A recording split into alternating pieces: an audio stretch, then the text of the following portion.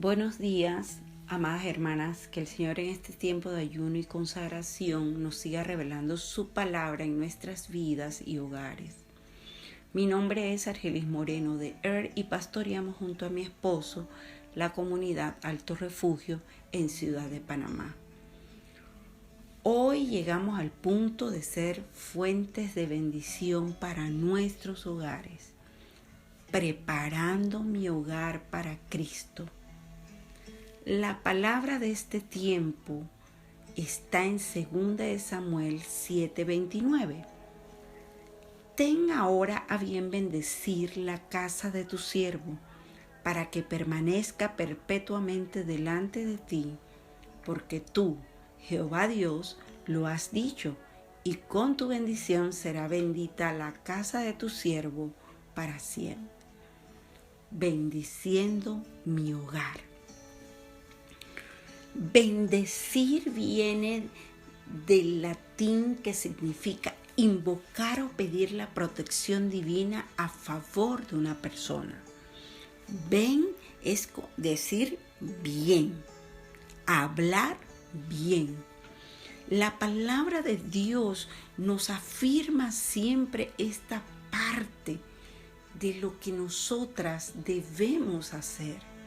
En Proverbios 18:21 dice: la muerte y la vida están en poder de la lengua, y el que la ama comerá de sus frutos. Cuando nosotros entendemos que cuando hablamos, esto produce algo, nosotros vamos a comenzar a ser intencional en comenzar a hablar bien en todo momento, en toda situación, acerca de nuestra familia, acerca de nuestros hogares. Cuando hablamos de hogar, hablamos que el hogar es un lugar donde habitan un individuo o personas, creando allí una sensación de seguridad y calma. Y este término es diferente a lo que representa la palabra casa, que es como la infraestructura donde hacemos que esa casa tenga un lugar de paz y de seguridad, un ambiente de paz y de seguridad. En la antigüedad se cree que la palabra hogar esa palabra nació de hoguera, de un fuego que se encendía en las casas, en ese ambiente de hogar, donde las familias se reunían, compartían, contaban historias, se escuchaban unos a otros, y donde las madres alimentaban el amor entre la familia. Yo creo que en este tiempo Dios nos está hablando a que volvamos a entender lo que representamos cada una de nosotras en ese hogar, en esa familia donde Dios nos ha plantado, donde nosotros nacimos. Allí poder ser esa fuente de reconciliación dentro de nuestros hogares.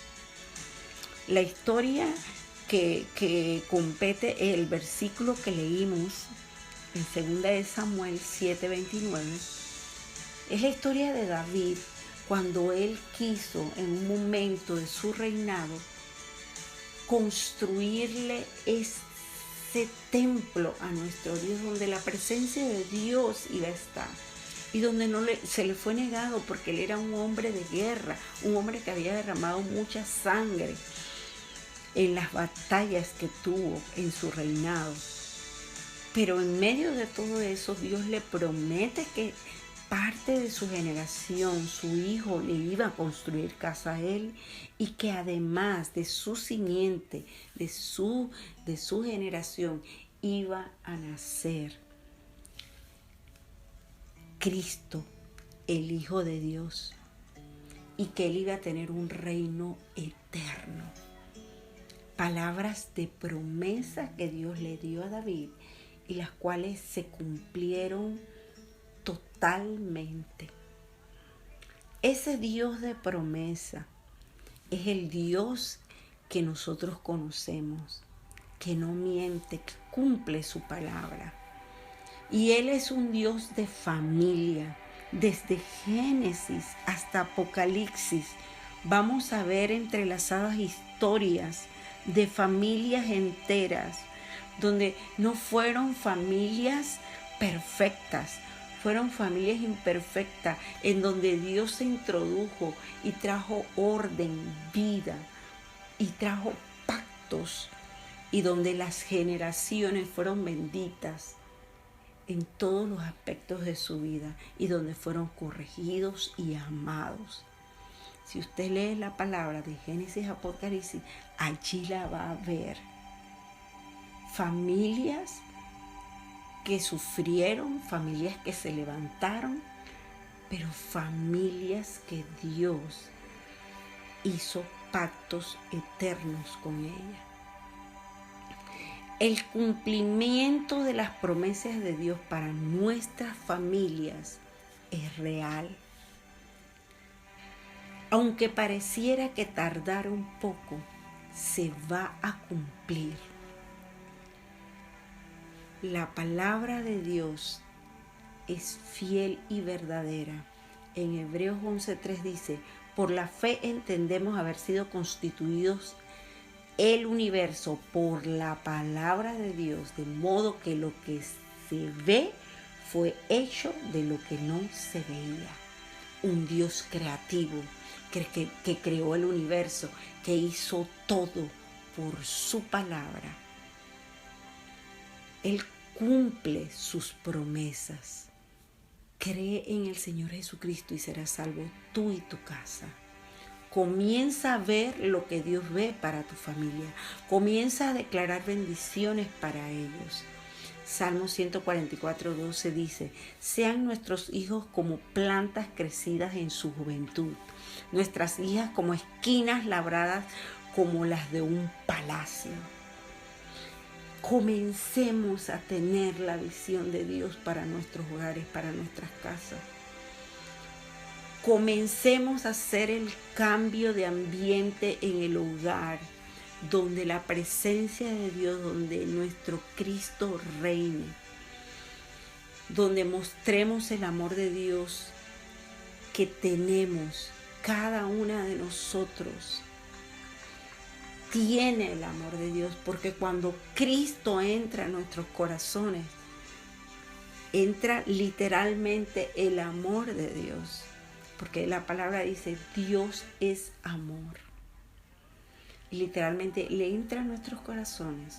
Y ese amor que se active en nosotros para poder mostrar ese amor de Dios a nuestra familia, a nuestros hermanos, a nuestras casas. Lo hacemos no condenando, sino amando. No hablando palabras negativas, sino comenzar a hablar palabras positivas y de bendición. Recuerden, bendecir es hablar bien. Y hoy una de las cosas que tenemos que hacer intencionalmente es hablar bien de nuestras familias. Yo soy de las que creo en las generaciones que están por delante, que vienen.